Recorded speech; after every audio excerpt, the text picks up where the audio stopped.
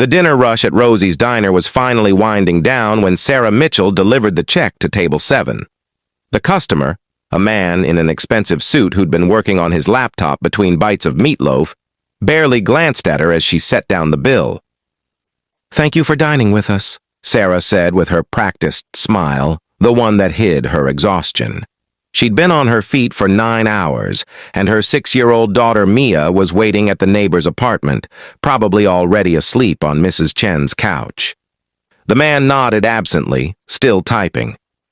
Sarah moved on to her other tables, refilling coffee, clearing plates, maintaining the cheerful demeanor that kept her employed at Rosie's, one of the few places that let her work the evening shift so she could be home with Mia during the day.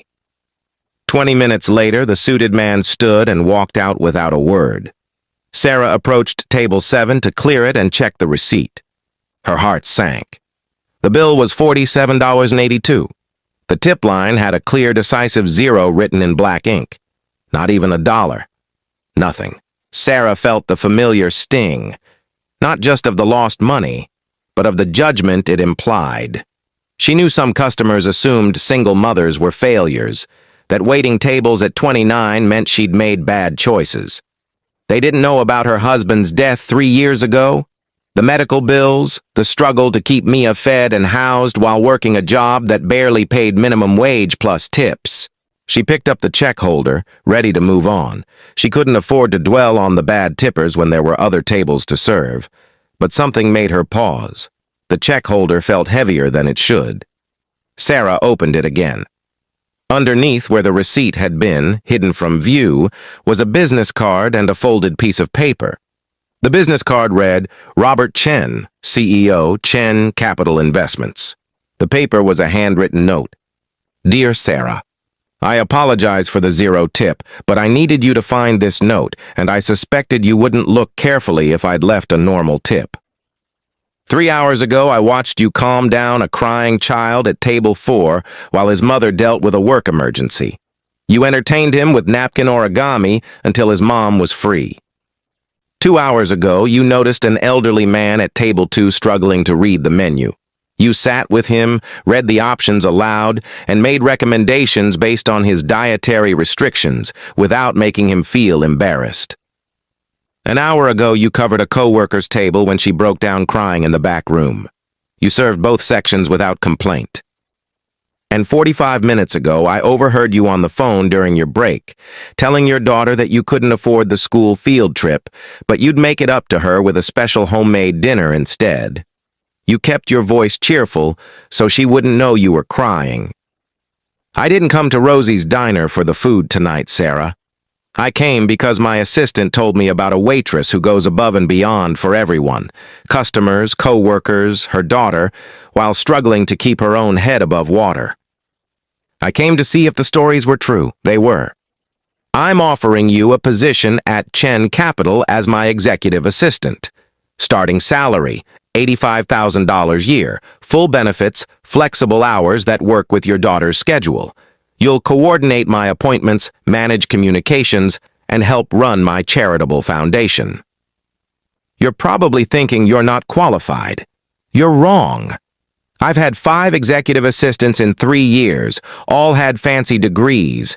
None had what you have, genuine care for people, ability to manage chaos with grace, and the work ethic of someone fighting for their child's future. The 0 tip was a test. Would you look closer? Would you be curious? Would you follow through even when something seemed wrong? You did. That's exactly the quality I need. Call me tomorrow, or don't. It's your choice.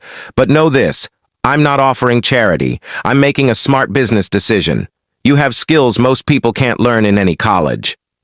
Respectfully, Robert Chen. P.S. Check the envelope I left under the napkin dispenser. That's not part of the job offer. That's simply what I should have left as a tip for exceptional service, plus a little extra for your daughter's field trip. Sarah's hands shook as she lifted the napkin dispenser. Underneath was a white envelope. She opened it with trembling fingers. Inside was $500 in cash, and another note. The tip is $100. The other $400 is for Mia's field trip and any other extras you've been putting off. She deserves those experiences, and you deserve not to cry about them. Sarah sat down hard in the booth, tears streaming down her face. Around her, the diner continued its evening rhythm, dishes clattering, coffee brewing, the bell dinging as orders came up. But for Sarah, the world had stopped. "Honey, you okay?" Rosie herself appeared, concern creasing her weathered face. She'd owned this diner for 30 years and knew every waitress's struggles. Sarah couldn't form words. She just handed Rosie the note. Rosie read it slowly, her eyes widening. When she finished, she sat across from Sarah and grabbed her hands. "Baby girl, this is real. Robert Chen. I know who he is. He's that tech billionaire who sold his company and now runs investment funds. He's legitimate. But why me? You're not just anything."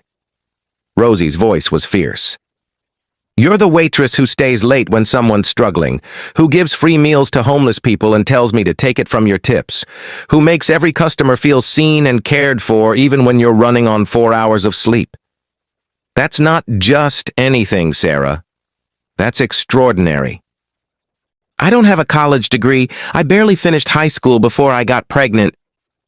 And you've been running a master class in human decency every day since." Rosie squeezed her hands. "This man saw what I see, what everyone here sees. You belong somewhere better than this. But you've been so good to me, which is exactly why I'm telling you to call him tomorrow and take this job." Rosie's eyes were wet now. "I love you like a daughter, Sarah.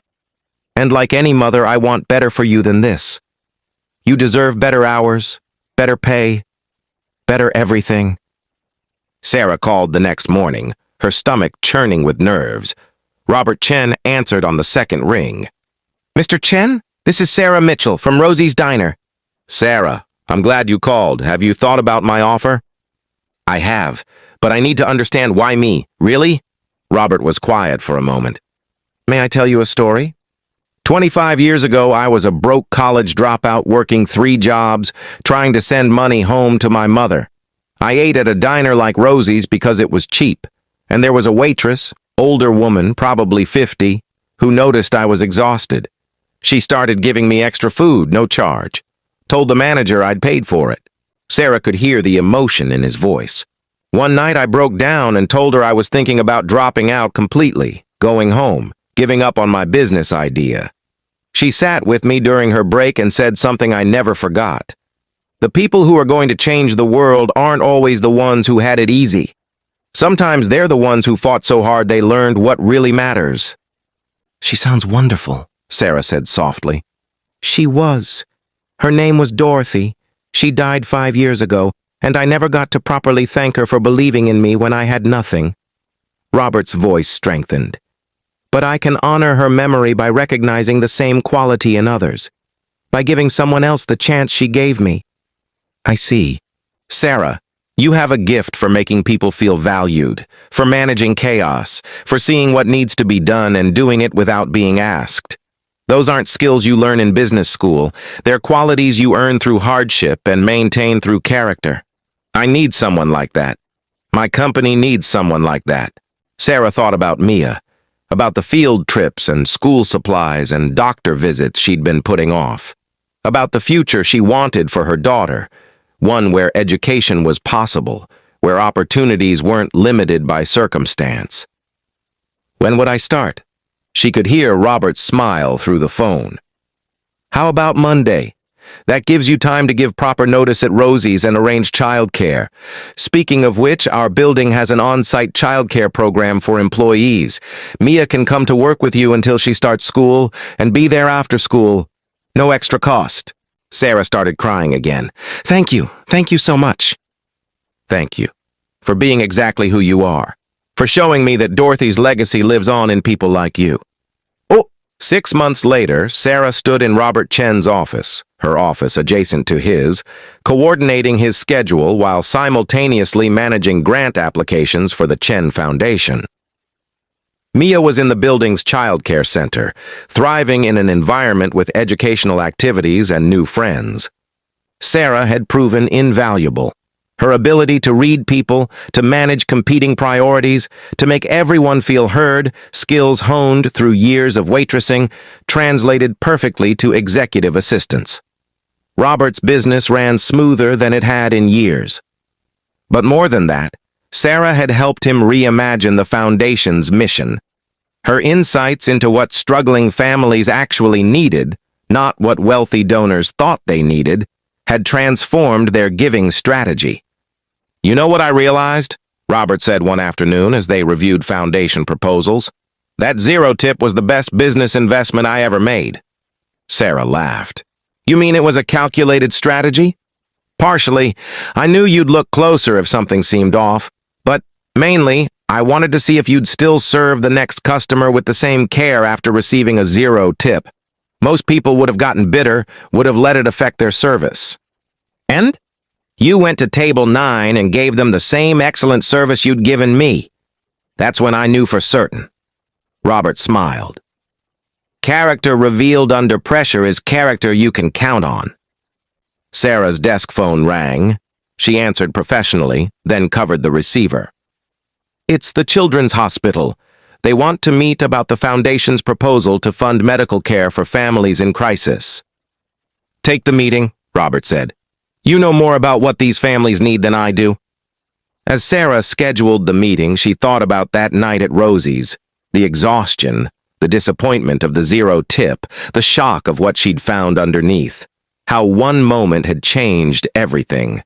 She kept the original note in her desk drawer. On hard days, she'd read it again, remembering that sometimes the worst moments contain hidden gifts, that sometimes a zero tip leads to a 7-figure opportunity, that sometimes the person who seems to value you least is actually seeing you most clearly.